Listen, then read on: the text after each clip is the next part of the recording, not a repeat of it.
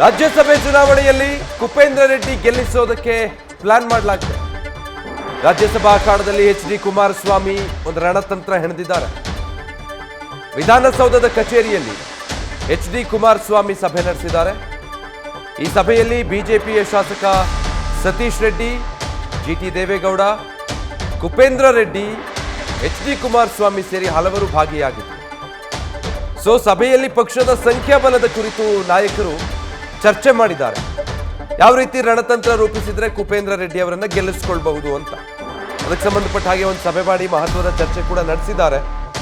ಹೆಚ್ಚುವರಿ ಮತಗಳನ್ನೆಲ್ಲ ಕುಪೇಂದ್ರ ರೆಡ್ಡಿ ಅವರಿಗೆ ವರ್ಗಾಯಿಸಬೇಕು, ಮೈತ್ರಿ ಅಭ್ಯರ್ಥಿಯಾಗಿ ಕಣಕ್ಕಿಳಿಸಿರುವಂತಹ ಕುಪೇಂದ್ರ ರೆಡ್ಡಿ ಅವರನ್ನ ಗೆಲ್ಲಿಸಿಕೊಳ್ಳೋದಕ್ಕೆ ಯಾವ ರೀತಿ ರಣತಂತ್ರ ಮಾಡಬೇಕು, ರಾಜಕೀಯ ಲೆಕ್ಕಾಚಾರಗಳು, ಸಂಖ್ಯಾಬಲದ ಆಧಾರದ ಮೇಲೆ, ಅದು ಎಲ್ಲ ವಿಚಾರಗಳಿಗೆ ಸಂಬಂಧಪಟ್ಟ ಹಾಗೆ ಸಭೆಯಲ್ಲಿ ಸಾಕಷ್ಟು ಚರ್ಚೆ ಕೂಡ ಮಾಡಿದ್ದಾರೆ. ಬಿಜೆಪಿಯ ಶಾಸಕ ಸತೀಶ್ ರೆಡ್ಡಿ ಕೂಡ ಸಭೆಯಲ್ಲಿದ್ದರು, ಜಿ.ಟಿ. ದೇವೇಗೌಡರಿದ್ದರು, ಸ್ವತಃ ಕುಪೇಂದ್ರ ರೆಡ್ಡಿ ಇದ್ದರು, ಕುಮಾರಸ್ವಾಮಿ ಅವರು ಇದ್ದರು.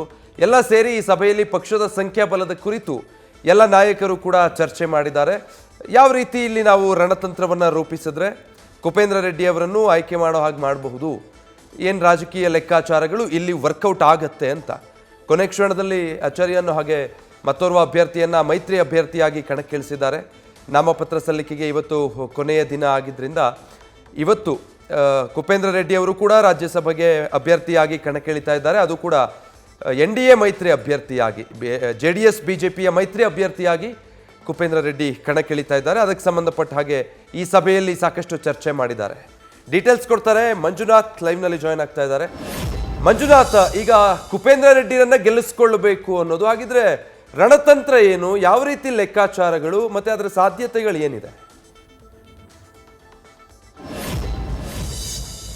ವಿಜಯ್, ಏನು ರಾಜ್ಯಸಭಾ ಚುನಾವಣೆ ರಾಜ್ಯದಲ್ಲಿ ನಡೀತಾ ಇದೆ. ಒಂದು 4 ಸ್ಥಾನಗಳಿಗಿದ್ದಂತ ಒಂದು ಚುನಾವಣೆಯಲ್ಲಿ ಈಗ 5ನೇ ಅಭ್ಯರ್ಥಿ ಎಂಟ್ರಿ ಆಗಿರುವಂತದ್ದು NDA ಮೈತ್ರಿಕೂಟದ ಅಭ್ಯರ್ಥಿಯಾಗಿ ಕುಪೇಂದ್ರ ರೆಡ್ಡಿ ಅವರು ಒಂದು ನಾಮಪತ್ರವನ್ನು ಸಲ್ಲಿಸೋದಕ್ಕೆ ಈಗಾಗಲೇ ಚುನಾವಣಾ ಅಧಿಕಾರಿ ವಿಶಾಲಾಕ್ಷಿ ಅವರ ಕಚೇರಿಗೆ ಬಂದಿರುವಂತದ್ದು. ಇದರಲ್ಲಿ ಮಾಜಿ ಮುಖ್ಯಮಂತ್ರಿ ಎಚ್.ಡಿ. ಕುಮಾರಸ್ವಾಮಿ, ರೇವಣ್ಣ ಸೇರಿದಂತೆ ಹಲವು JDS ನಾಯಕರು ಕೂಡ ಬಂದಿರುವಂತದ್ದು. ಜೊತೆಗೆ ಈಗಾಗಲೇ ಬಿಜೆಪಿ ನಾಯಕರು ಕೂಡ ಈ ಒಂದು ಚುನಾವಣಾ ಅಧಿಕಾರಿಗಳ ಕಚೇರಿ ತಲುಪಿರುವಂತದ್ದು. ಇನ್ನೇನು ಕೆಲವೇ ಕ್ಷಣಗಳಲ್ಲಿ ಕುಪೇಂದ್ರ ರೆಡ್ಡಿ ಅವರು ಒಂದು ನಾಮಪತ್ರವನ್ನ ಸಲ್ಲಿಸೋದಕ್ಕೆ ಈಗಾಗಲೇ ಎಲ್ಲ ರೀತಿಯ ಸಿದ್ಧತೆಗಳನ್ನು ನಡೆಸಿಕೊಂಡಿರುವಂತದ್ದು. ನಿನ್ನೆ ತಡರಾತ್ರಿ ಬಿಜೆಪಿ ಹೈಕಮಾಂಡ್ ನಾಯಕರು ನೇರವಾಗಿ ಕುಮಾರಸ್ವಾಮಿ ಅವರಿಗೆ ಕರೆ ಮಾಡಿ 5ನೇ ಅಭ್ಯರ್ಥಿಯನ್ನು ಹಾಕಬೇಕು ಅನ್ನೋ ಒಂದು ಸೂಚನೆಯನ್ನು ಕೊಟ್ಟರು.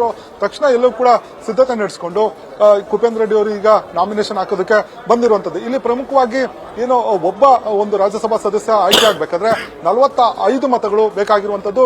JDS ಬಳಿ 19 ಶಾಸಕರು, ಜೊತೆಗೆ ಒಂದು ಬಿಜೆಪಿ ಬಳಿ ಒಂದು 66 ಶಾಸಕರ ಒಂದು ಸಂಖ್ಯಾಬಲ ಇರುವಂತದ್ದು. ಹೀಗಾಗಿ ಬಿಜೆಪಿಯ ಮೊದಲನೇ ಅಭ್ಯರ್ಥಿಗೆ 45 ಮತಗಳನ್ನು ಕೊಟ್ಟ ಸಂದರ್ಭದಲ್ಲಿ ಉಳಿದಂತ 21 ಮತಗಳು, ಜೊತೆಗೆ JDSನ 19 ಮತಗಳನ್ನು ಕೂಡ ಲೆಕ್ಕ ಹಾಕಿ 41 ಮತಗಳಾಗುತ್ತೆ. ಜೊತೆಗೆ ಇಲ್ಲಿ ಇನ್ನೊಬ್ಬ ಒಂದು ಪಕ್ಷೇತರ ಅಭ್ಯರ್ಥಿ ಆಗಿರುವಂತಹ ಗಾಲಿ ಜನಾರ್ದನ್ ರೆಡ್ಡಿ ಅವರನ್ನು ಕೂಡ ನಿನ್ನೆ ಸಂಪರ್ಕ ಮಾಡಿರುವಂತಹ ಕುಪೇಂದ್ರ ರೆಡ್ಡಿ ಮತ್ತೆ ರೇವಣ್ಣ ಅವರು ಒಂದು ಮಾತುಕತೆಯನ್ನು ಕೂಡ ಮಾಡಿದ್ದಾರೆ. ತಮಗೆ ಬೆಂಬಲ ನೀಡಬೇಕು ಅನ್ನೋ ಒಂದು ಮನವಿಯನ್ನು ಕೂಡ ಮಾಡಿಕೊಂಡಿರುವಂತದ್ದು. ಇದಕ್ಕೆ ಜನಾರ್ದನ್ ರೆಡ್ಡಿ ಅವರು ಕೂಡ ಸಕಾರಾತ್ಮಕವಾಗಿ ಸ್ಪಂದಿಸಿದ್ದಾರೆ. ಹಾಗಾಗಿ ಗಾಲಿ ಜನಾರ್ದನ್ ರೆಡ್ಡಿ ಅವರು ಕೂಡ ಕುಪೇಂದ್ರ ರೆಡ್ಡಿ ಅವರಿಗೆ ಒಂದು ಬೆಂಬಲವನ್ನು ಕೂಡ ಸೂಚನೆ ಕೊಟ್ಟಿರುವಂತದ್ದು. ಹೀಗಾಗಿ ಇವತ್ತು ನಾಮಪತ್ರಕ್ಕೂ ಮುನ್ನ ಕುಮಾರಸ್ವಾಮಿ ಜೊತೆಗೆ ಕುಪೇಂದ್ರ ರೆಡ್ಡಿ ಅವರು ಒಂದು ಸಭೆಯನ್ನು ನಡೆಸಿದ್ರು. ಈ ಒಂದು ಸಭೆಯಲ್ಲಿ ರೇವಣ್ಣ ಸೇರಿದಂತೆ ಹಲವು JDS ನಾಯಕರು ಕೂಡ ಭಾಗಿಯಾಗಿದ್ರು. ಅದರಲ್ಲೂ ಕೂಡ ಬಿಜೆಪಿಯ ಶಾಸಕರಾಗಿರುವಂತಹ ಸತೀಶ್ ರೆಡ್ಡಿ ಅವರು ಕೂಡ ಈ ಒಂದು ಸಭೆಗೆ ಆಗಮಿಸಿ ಒಂದು ಯಾವ ರೀತಿ ಒಂದು ರಣತಂತ್ರವನ್ನು ರೂಪಿಸಬೇಕು ಅನ್ನೋದ್ರ ಬಗ್ಗೆ, ಜೊತೆಗೆ ಸಂಖ್ಯಾಬಲದ ಬಗ್ಗೆ ಒಂದು ಚರ್ಚೆಯನ್ನು ನಡೆಸಿ ಒಂದು ತೀರ್ಮಾನಕ್ಕೆ ಬಂದಿರುವಂತದ್ದು. ಕುಪೇಂದ್ರ ರೆಡ್ಡಿ ಅವರನ್ನು ಗೆಲ್ಲಬೇಕಾದ್ರೆ ತಮ್ಮ ಬಳಿ ಇರುವಂತಹ ಶಾಸಕರ ಸಂಖ್ಯೆ ಏನು, ಜೊತೆಗೆ JDS ಬಿಜೆಪಿ ಬಳಿ ಇರುವಂತಹ ಶಾಸಕರ ಸಂಖ್ಯೆ ಏನು ಅನ್ನೋದ್ರ ಬಗ್ಗೆ ಸಂಪೂರ್ಣವಾದಂತಹ ಒಂದು ಲೆಕ್ಕಾಚಾರವನ್ನು ಹಾಕೊಂಡು ಈಗ ಕುಪೇಂದ್ರ ರೆಡ್ಡಿ ಅವರು ನಾಮಪತ್ರವನ್ನ ಸಲ್ಲಿಕೆಗೆ ಮುಂದಾಗಿರುವಂತದ್ದು. Vijay, thank you Manjunath.